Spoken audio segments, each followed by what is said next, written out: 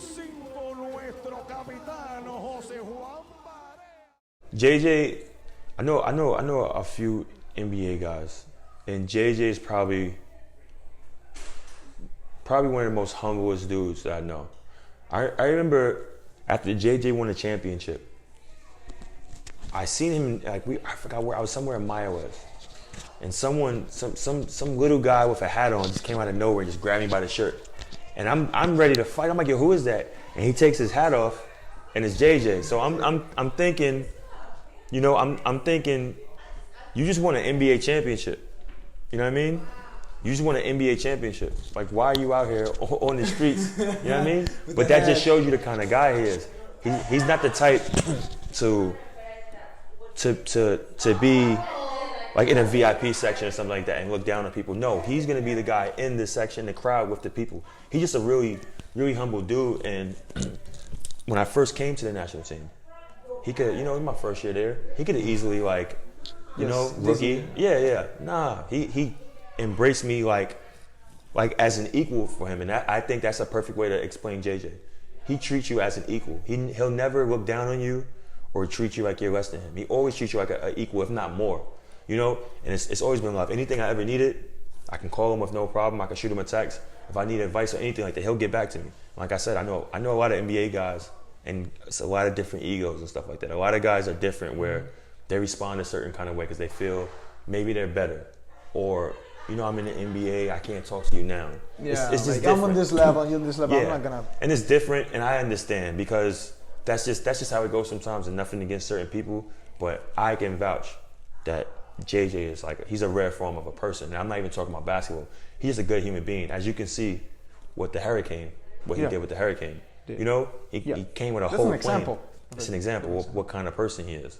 So that all transfers on the court.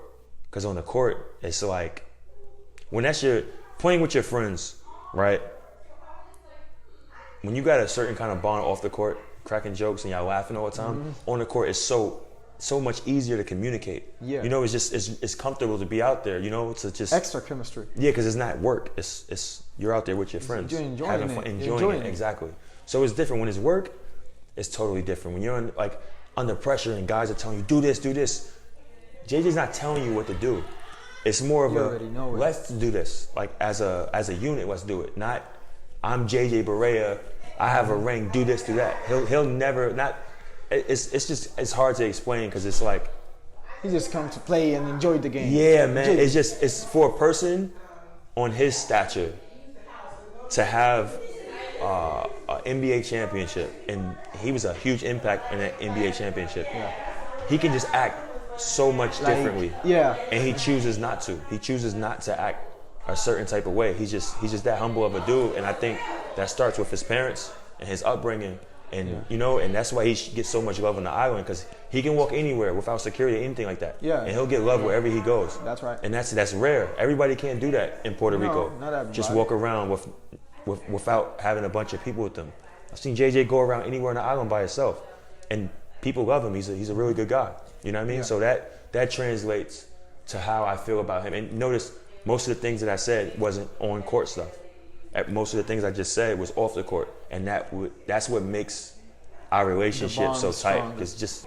And what about who do you think is or was your best roommate? Best roommate, man, it had to be Chaney, man. Chaney, and. What about Mo? Oh man, Mo. But you know what? Mo wasn't a roommate like that. Mo was more of a, damn, that's tough. You threw Mo out there. Damn. Mo, I'm not giving Mo the roommate. You can choose to. I'm giving Chaney the roommate. Okay. But Javi was a real, sorry guys, y'all hearing background feed. I got people visiting. But Javi, I wouldn't give Javi the roommate because we wasn't really roommates that much. But you can see how we act on the internet and stuff like that. We're always goofing around. But that's just a natural thing. Like, he's silly, I'm silly, and we're having fun with it. But Javi's a really good dude. But damn, I give Chaney the edge just because we went through the grind together. You know what I mean? First time. Yeah, first timers. We're trying to figure things out. trying to get on the court. That was just in Venezuela, man. And Chaney, if you listen to this, it's funny, we can laugh about it now, but I remember in Venezuela, we're both in the room, we're just not talking, not saying nothing, and just like, man, I should have played, I could have did this, and I could have did that. We lost the gold medal to Mexico, but it was, like, looking back at it, it was a hell of an experience, and I think we were ready, but who cares? The next year we still played and stuff like that. You learn about it. Yeah, we learned.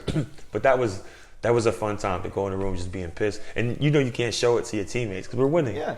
But we're in the room just like, man, this ain't right. You know, I should be out there. And then you have to wake up in the morning. Right. Go to practice. Like, man, change your mind. Yeah, they're wasting our time, man. We should be on the court.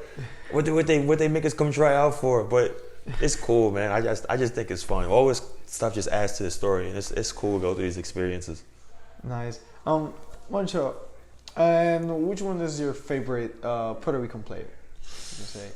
My favorite Puerto Rican player, that's tough.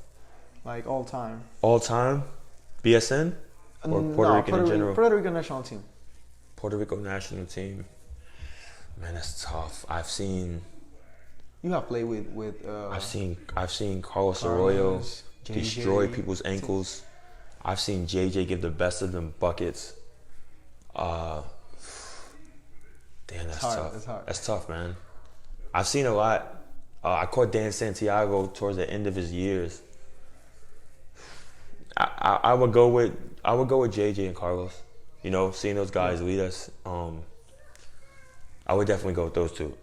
And you still got your Eddie Castellanos, your Picos and stuff like that. But I'm just going off what I've seen. You experience. Yeah, my experience. Because you got to understand, before the BSN, I was Puerto Rican, but like I said before, I'm keeping it real.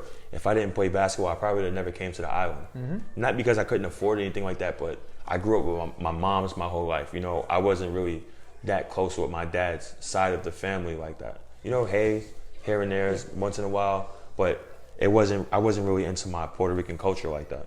So that's what basketball introduced me to. So as far as like being younger and watching national team games with Eddie and those guys, I couldn't watch those games. I didn't know. Yeah. But I did. When Eddie was coaching me, I used to look up those highlights. When he shot that three, I think it was on Sean Marion from like damn half court. Yeah. We talk about that all the time, you know? So my favorites would be JJ and Carlos, and it's hard to separate those two. I get that question all the time. Who do you think is better out of the two? Yeah. And it's hard because it's like it's two different players. Yeah, two different players. It's two different players, two different personalities. Players. Yeah, great players. For me, that's the best 1-2 punch you can ever ask for, man. So I'm going with Carlos and JJ, and I wouldn't put one over the other at all. Definitely two legends for sure. And what about who's the toughest guy you have ever defended? Your whole career. Overseas, BSN. To defend, I would say DeMarcus Cousins was the strongest player I've ever guarded. He wasn't that hard to defend, and the reason why I'm saying he wasn't that hard to defend, he played for Team USA. Team USA, there's no one guy going off. So maybe if he didn't score on me, but I'm sure if it was a regular game and they was feeding DeMarcus Cousins every time, like an NBA game, he would have probably got his, but I personally feel like the same way. If I get to shoot as many shots as I want, I can get mine off too. Right. But just going off Team USA, I paid attention to the details. I know these are NBA guys. Like James Harden didn't kill like that. You know, Steph Curry. Nobody went out there and had like 20-something. No. So you can see little details, and I'm like, this dude is strong as hell. So I can only imagine how it is to guard this guy for 30+ minutes. How strong. And he's shooting every shot, and they're giving him the ball every time. That has to be tough to guard, man. Yeah. So I would give him the strongest. And I'm trying to think who was the hardest guy to guard. I don't want to sound cocky or anything like that, but I take pride in my defense, and it's hard to really say like this guy was hard to guard. That because I like to talk crap and stuff like that. And if a guy gets me the best of me on a play, I'm gonna come back again and try to get a stop like that. So it's really hard to say who's hard to guard, man. Honestly, I don't know. And going back again, you have a major on criminal justice, right? Yeah. And that was in 2009, right? And the first professional you played as a professional was with Mayagüez, right? Mm-hmm. And when was the first time you went over the seas, and how was that call? All right, so I have a wild story. I never shared this story. Let's just say I finished Puerto Rico. I was home in Queens. I didn't get a job yet. And I had a situation with a person I know, and they got into a wild situation. It's early in the morning. And it was a situation where guns were pulled out and stuff like that. And this is after graduating college, after playing professional basketball. And I was caught in a situation where I had to run. When I ran, I was like in an area where there was no exit. And thank God they didn't turn that corner to where I was in that section. But in that moment, I was like, man, it's over. You know what I mean? And it just so happened, the guys were like in a car. I thought they jumped out. So I just, I booked it. I ran. I'm like in a dead end, like in the projects. There's like a U shape, but the U stop, and it's only an exit. Yeah, all the doors are locked. I was like trapped. If those guys had got the car and came there, it would have been over. So I remember that day. I called my agent. I'm like, get me out of here now. I need to get out of here. And he asked me, do you want to play in the D League of Puerto Rico, sub 25? Oh. And I'm like, dude, what kind of disrespect is that? No. Nothing against the sub 25, but I feel like I just finished PR. I just finished Wichita State. Get me a job. Yeah. And I fire him. Something over the season or something. I fire him. I'm calling everybody for an agent. I called my assistant coach for my JUCO. He hooked me up with a volleyball coach from Paris Junior College. The volleyball coach knew an agent. The agent got me a job in Israel. And that was my first job going overseas. And I was so thankful for that because I was really in a situation where I felt like you need it. Yeah, I didn't care what it was. I have to get out of New York, and that's what I felt. I thought it was over that morning, So since then, that's when I got my first job to go overseas, and since then I played in Israel for 4 years. The first time was in Israel, right? Yep. Right after the BSN, that situation happened, and then I made that call to the agent. Please get me out of here. I don't have anything right now. You got to go. It was a rookie agent. He wasn't ready. I didn't know any better either. I had to learn through trials and tribulations, but that was my first job, Israel, and that's how it happened. Oh, that's an interesting story, Yeah, and this is after. Can you imagine going through that? You just finished your 4 years bachelor's degree, and you just finished your first pro career basketball career season, and then this happens, and like in my head, I'm like, first of all, I shouldn't even be here. Like, why am I even here defending someone? I don't even know what happened. Like, he could be in the wrong for all I know. Yeah, you were like, okay, I finished my first season as a pro player. Now I'm gonna keep that. Season. So in that moment, I was like, all of this is about to go to waste. That's all I was thinking about. And then, I came back out and like the car pulled off. I just ran opposite way. I jumped in the car with the people I was with, and we went off home. And it was a wild situation. I don't want to get into detail, but it was a wild situation. Wow. When you get that first experience over the seas, how do you feel? Like you're gonna leave? We know that you just told it that you wanted to get out of where you were, but then you go over the seas, like 7 hours of difference or something, and new people, new setting, the first experience over the seas, right? Mm-hmm. How do you feel? Like I was made for that, man. I loved it. Like. Yeah, like I wanted that attention. I wanted that opportunity. I wanted to go have fun. It was basketball, so it don't matter where I was at. I could be in the North Pole. It's basketball. If a basketball's involved, it doesn't matter where I'm at, how far I'll be from home. I had so much to prove. I didn't care how long I was going. You know what I mean? I just wanted people to know, yo, Ramon's doing this thing, playing ball, and he's killing too. That's all I needed was that approval. And little did I know, doing these things was setting me up to have a long career. I didn't know these things. I just wanted to prove people wrong and show people that, I can still do this at a high level and I'll be consistent and, and be an impact in leagues and on teams and stuff like that. You remember an experience you had with a coach or something that just like made you think like, okay, I don't know what, I want to get out of here. I want to get out of this thing because of the coach. Have you ever had an experience? Because of the coach? Yeah. I'm gonna keep it real with you too. I'm trying to think. Have I ever experienced? I want to get out of a situation because of a coach. Yes, Italy. You played one or two, a few years there, right? I played 1 year in Italy. 1 year. Italy 2015, I believe. We won a championship. And I'm saying this because I don't really care about the situation. Usually I respect coaches. And I've never had a situation where I bump heads with coaches or anything like that. But in Italy, it was kind of it was a situation where players kind of like dictated everything that was going on. And I don't like playing on teams where the coach doesn't have any respect. And the players run the team. I don't play for players. I play for coaches. You know what I mean? Yeah. And the way I felt in Italy was I wasn't liked. You know what I mean? You can feel it from the players. And I don't think as a person I wasn't liked. I just think like I wasn't like invited. I felt like the guys didn't want me on the team. I asked the coach, let me go. I want to go home. Yeah, I'm not you know what I mean? I don't want to be here. Let me go. And he said no. He begged me, like not begged me, but he told me like, we need you. We won a championship. He said we need you. But usually I never have situations with coaches, but that coach is just too weak for me. And he wasn't a bad guy at all. He was just too weak for me. He didn't have any like real say so. Like the determination. But you know what? He was like a young guy. He was kind of like a pushover. And I don't mean to bad mouth anyone, because I would hate for someone to bad mouth me. But I'm just speaking on my experience, because I that was one of my worst years of my career that I was mentally. I just wasn't having fun. But for me as a coach, if you can let your players like push over you, like I'm not going to respect you as a man, as a coach, as a professional. Like that's just me personal, and I'm really big on these things. Like I'm a competitor. I consider myself a warrior on the floor. I've been with the best of them. So to see certain situations be manipulated by people, and we won a championship, so maybe the manipulation was good. It was good. It was worth it. Yeah, and maybe it was worth it, and I can't complain about winning a championship because that was your first like a pro league championship after the BSN.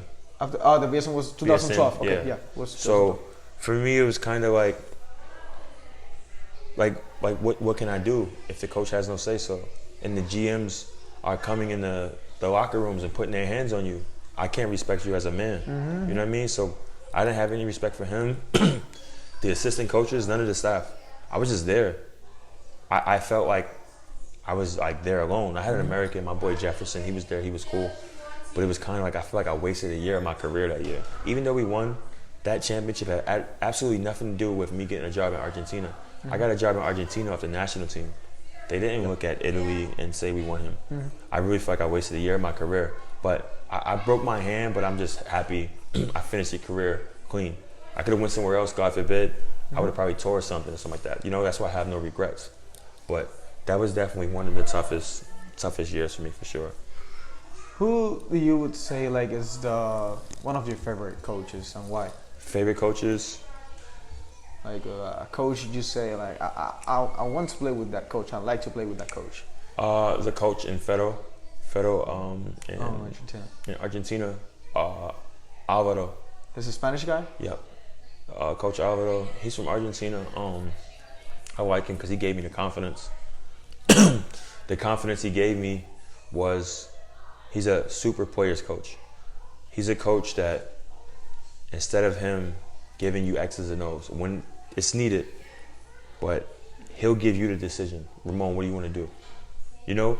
And sometimes he'll take the back seat and just let the players take control of the game. When it's needed to do X's and O's, he'll write plays down and stuff. But for the most part, he's gonna let you play. That's probably the first coach that really let me shoot threes. And that's when I started shooting threes, because he gave me the confidence to do that. I've always worked on my threes. My whole life, I always shot threes in like open gyms and stuff like that, but I wasn't a shooter. But this was the first coach to ever give me confidence. Trust you. I shoot a three and I look back at him and he doesn't say anything. And when I make a three and it's like, all right, you know, that year if I make a three, I'll shoot another one. If I miss, I won't shoot for the rest of the game. And then it'll be like I'll make two, I'll miss a third one, I won't. And then after that, it's like, all right, I can actually do this. And then he'll draw up a play like, yo, I was playing in Hispania in the South, and by the South Pole. And he asked me, can you make this three? This is in the clutch of the game. I'm like, hell yeah. He drew a play up for me to catch a fade. I made the three too. But just to have a coach give me that type of confidence, that's why I went back. the next year. So Coach Oliver was probably one of my favorite coaches because I think I had the best season of my career that year. This is 2015 or 16. It's one of those years. But that was definitely one of the best coaches to play for because it was fun. I had great coaches. You enjoy it for real. I had Paco almost. I had Eddie Castellanos. I think Eddie Castellanos, and this was his rookie year. Eddie Castellanos was a great coach. I had great coaches that I've played for. Paco almost great coaches, but this coach, he was fun to play for. So for me, it was fun, and we were winning. It was loose. That was probably the most comfortable I've ever been in my career.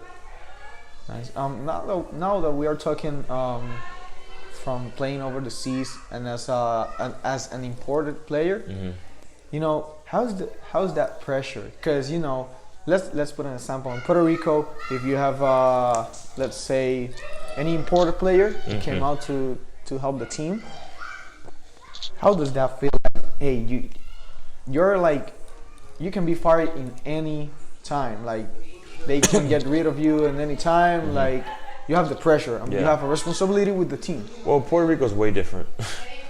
Puerto Rico's probably one of the craziest leagues by far.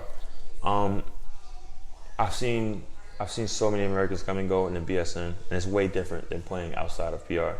We're probably the only league that cuts Americans like nothing. So like one game.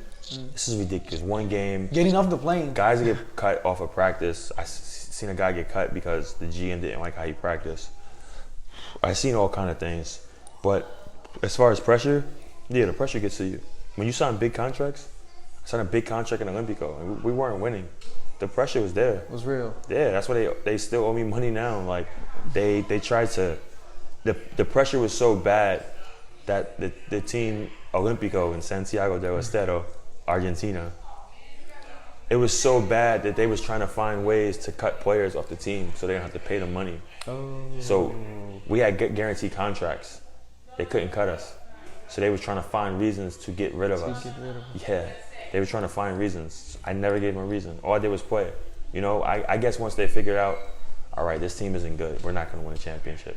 They were trying to find ways to get the guaranteed contracts out the way so they can save money. Wow, that's interesting. One last question, Moncho. What about the phone call when you make it to 3? What about that? I got that from my boy Charles Jenkins. He played for Hofstra University. He got drafted by the Golden State Warriors in the second round, I believe. He was playing for the Red Stars. I don't know if you know, it's a Serbian team in Serbia. It's the Red Stars, the red and white team. But that was his celebration. I thought it was so cool. I didn't know how to ask Charles, like, yo, can I use this celebration? So one day it came up, and I'm like, man, I'm gonna do that one game. And he was like, nah, you got to, bro. And then it was over. I got the permission. Yeah, I got the permission. I didn't want to just jack him. So I started doing the phone call thing, and then he was like, nah, you gotta dial before you do the phone call. So, you know, he's giving me the tutorials. You have to make the complete phone call. You gotta make the dial the phone call, then you make the phone call. And then that's just something like, I don't even think Charles even does that anymore, honestly. But it's just something that's like, it's not the same. Something like, yo, it gives me confidence. Cause like, to hit the 3, I don't want to be surprised. I want you to know that this is something that I do all the time, even though I'm not a sharpshooter or anything like that. But I want you to know that I'm gonna shoot this. And after I shoot it, I'm gonna make a phone call. Like, and the reason why it's a phone call, it's like a long distance call. So a long distance call is a long distance shot. So basically it's letting you know I just took this from deep. So that's the whole thing behind the phone call. Nice. And you know what's special about you is you're one of the most emotional players in the national team. I can't help it, man. I can't. I see basketball as like, because not all the players play basketball with that passion, you know. Yeah. You see players that they just play basketball and work for it because they have the abilities or the body, you know. Yeah. The thing is, believe it or not, sometimes, like when I'm on the court, I feel like I'm on the outside. It's hard to explain. I feel like my body's like numb sometimes, and sometimes like I would do a certain move or a dunk, and I can't even believe I did it. I feel like I'm on the outside of my body watching what's going on. Like I don't even have control of my body because sometimes I get so emotional on the court where it's like I'll do a move or catch a wild dunk or something like that in the clutch of the game. Like when we played Mexico in the windows. Yeah, in the windows. When JJ gave me the alley-oop. dime and I caught the dunk and the alley-oop. As all of that stuff was going on, I felt like a third person watching, like as these motions are going on and stuff like that. My body's like numb because I'm so like, the gym was loud. Yeah. And I was just so caught up in the emotions. It's hard to explain. Like when you get in a certain kind of zone, it's just tough to like You think even all is explain it. possible. Yeah, basically, yeah. I can do And, anything. yeah, and it's like the emotions take over, but like you're used to doing all these things, practicing reps and stuff like that. So these things are gonna happen naturally, jumping high and doing certain kind of things, and you showing your emotions and stuff like that. So it's just I don't even know how to explain that kind of mode, but it happens a lot. It happens a lot. One last question. I just remember one question. The most funny experience you have on the national team, on the hotel, or on a game? Most funny experience. With Javi, Richard, any teammate you remember? Damn, I got a million experiences, man. I'm trying to think of a good one. In Colombia, when you went to Colombia last time. Oh, that Colombia experience is wild, man. That was wild because we were in the middle of a championship and they made us go to Colombia. There was nothing wrong with it. We won a gold medal. It was cool. Yeah. But I tell you one thing about that Colombian team, everyone was tired. Everyone was tired. So I was like, why they gonna make us? And then, I think it was everybody's in the middle of playoffs, but everybody was exhausted, And it was like, I didn't mind going. I just knew I was gonna be really tired when I got back. You know what I mean? Like it's always dope to represent the national team, and it's hard to say no. It's kind of like you're telling your country no for money. It's like, nah, I don't want to go. We got a playoffs to worry about. The people doesn't understand sometimes because, there are some players, an example, NBA players that doesn't play with any national team. Mm-hmm. Let's not just say Puerto Rico national team, because they have their business. There's business. Yeah. And they can risk, take the risk. See, the thing is, for me, I know it's a lot. It's really a lot on my body. Like me hurting my back and Bayamon last year, it changed my view on things. For me personally, I'm gonna cut my career shorter than what I thought because I can play longer. I think I don't want to. It's not official. I think I'll play 2 more years, and I think I'll shut it down. And I know I can play longer.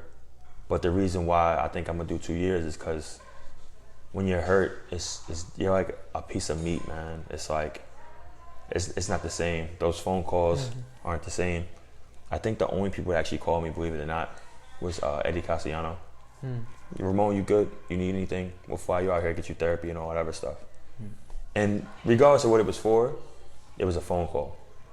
And those phone calls weren't coming in like that. And things were different. And you're kind of desperate. It's on to the next. You know what I mean? So when I look, it's not about how much people love you or what you've done. It's about what can you do right now. And that gave me a different view on the game of basketball because now I'm looking at the game as a business now. I've never looked at it as a business. I know it's a business. I should have always looked at it like that. But I felt like that'll take the love away from the game for me. So for me to look at it on a business view now, I'm telling myself I'm gonna do 2 more years, and I think I'm gonna shut it down. I can't say that. It's not written in stone. You don't know what's gonna happen. But my plan is to play 2 more years. That's why I signed 2 more years in Mexico. I signed a 2-year contract in Mexico. I'm gonna go to the BSN. I said I wouldn't play in the BSN this summer, and I didn't play in the BSN this summer. I'm gonna play next summer. It's over. I did my stance, regardless of who did what. And I don't knock anybody for going to the BSN. We got families to take care of. We got bills to pay. So that's your work. Regardless of what it is, we try it. You know what I mean?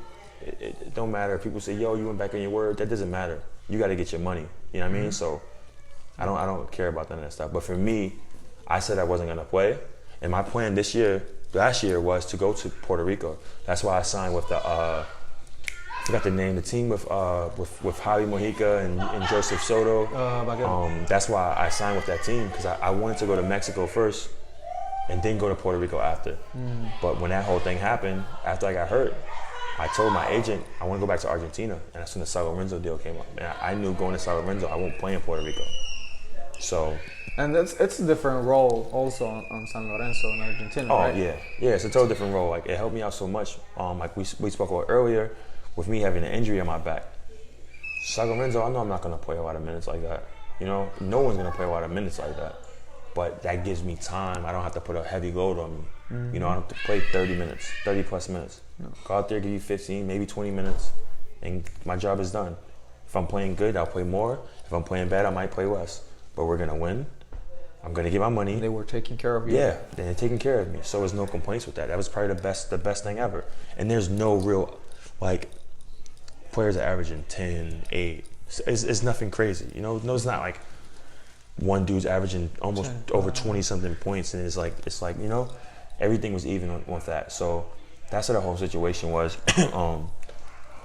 This basketball business is just different, and I love it. I respect it, but now my new view on things is taking care of myself first. You know, taking care of myself, taking care of my body, making sure I'm right, because this game will chew you up and spit you out for real. That injury just, not physically but mentally, it just changed on how I look on things. Now it's different like point of view. Yeah, I'm looking at things different. Like, even when I go in some practices, sometimes I'm like, you know, if I'm not feeling it, usually if I'm feeling a little sore or anything, I usually go out and just practice. But now, if I'm feeling a certain type of way, I'm like, I'm gonna take it easy doing this. I'm gonna take it easy doing that. I'm reading my body more. Yeah, because I thought it was smart to be tough and rugged. And even if I'm hurting, I'm still gonna go out there and do it. That's probably one of the dumbest things you can think of. Yeah. But that was just like the warrior mentality I had in my head.